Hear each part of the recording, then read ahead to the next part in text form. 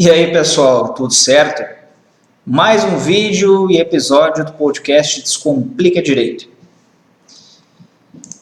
Sempre com assuntos relevantes, voltados ao direito, às ciências jurídicas e de maneira acessível a todos.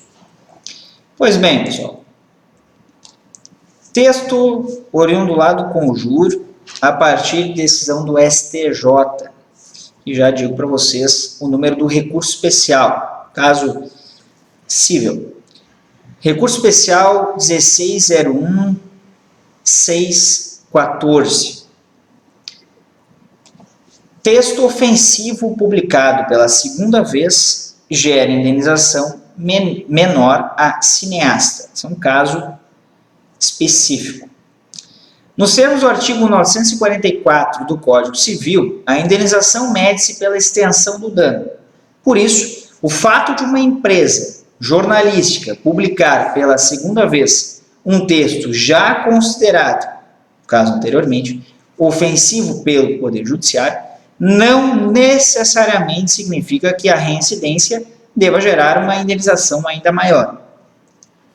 Com esse entendimento, a terceira turma do STJ negou o provimento a um recurso especial ajuizado pelo cineasta Jorge Furtado, que buscava aumentar o valor da indenização por danos morais a ser recebida pela segunda vez da editora Abril.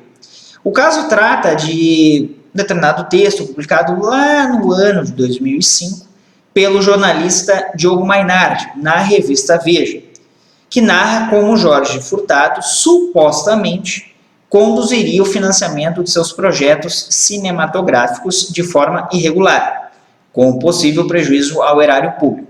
O texto foi considerado ofensivo pelo Judiciário, que arbitrou na época, indenização no valor de R$200 mil.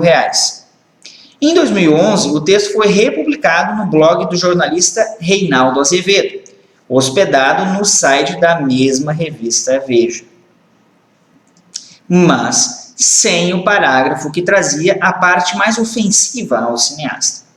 Novamente, a editora Abril foi condenada a indenizá-lo, mas no valor de apenas, entre aspas, R$50 mil. O relator do RESP, lá no STJ, o ministro Moura Ribeiro, manteve o valor por considerá-lo proporcional.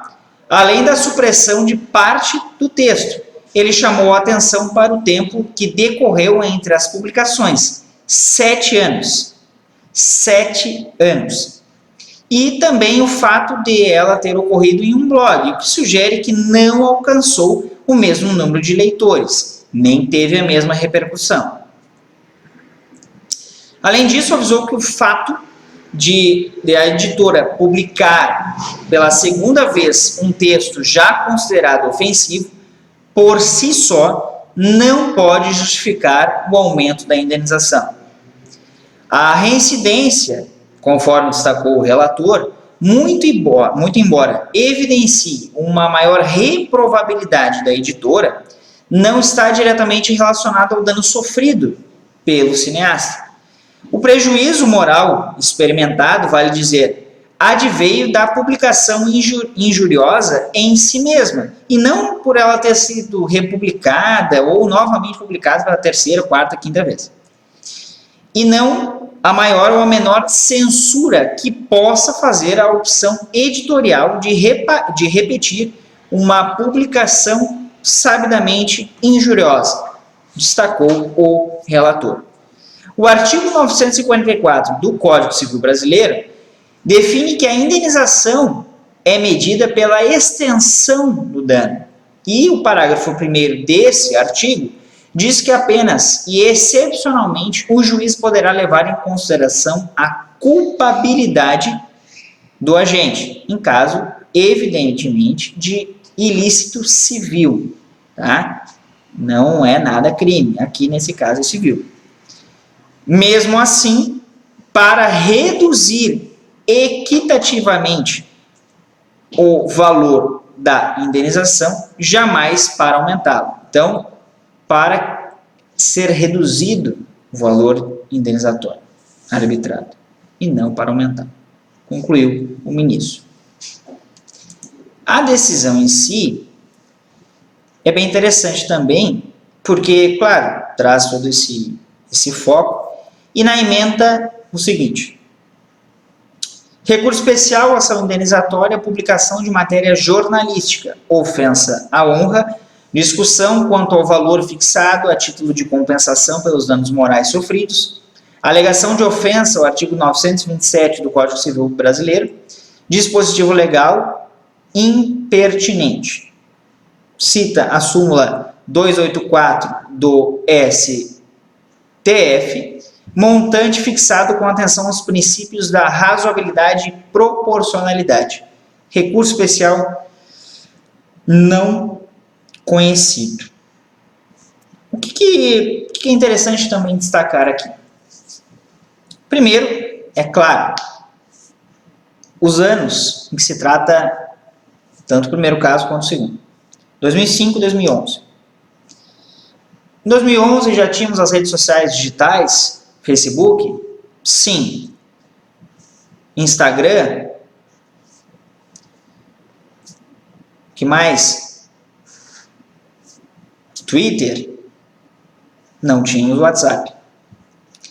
Talvez, se fosse tratado hoje, quanto a algumas dessas redes sociais digitais, talvez a decisão fosse diferente. Mas não se esqueçam que é o direito do fato naquela época, lá em 2011, num blog, que ainda, claro, tinha uma relevância maior, hoje um pouco menor, mas é uma publicação, não é no editorial da revista física. O que hoje talvez fosse em menor escala, porque o acesso ainda se tem às revistas físicas, mas deve ser bem menor com relação à velocidade e à proporção que as matérias ou qualquer texto toma nas redes sociais digitais ou na internet de modo geral.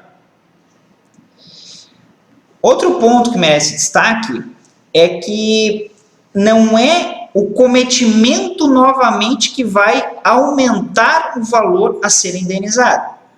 É a conduta reprovável em si. Porque ela é em si mesma reprovável. A extensão do dano causado. E aí nós voltamos ao primeiro aspecto. Talvez hoje, talvez se fosse Facebook, Instagram, Twitter, WhatsApp, Telegram, qualquer uma dessas redes, talvez a decisão fosse diferente, porque o alcance e repercussão são muito maiores, extremamente maiores, bem como a velocidade das informações, sejam elas positivas, negativas, verdadeiras ou falsas.